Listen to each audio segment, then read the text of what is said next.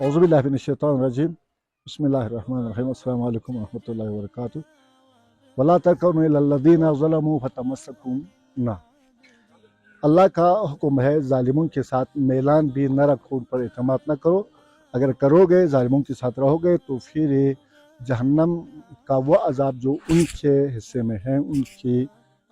تقدیر میں لکھی جا چکے ہے، اس میں تم بھی مبتلا ہو جاؤ گے۔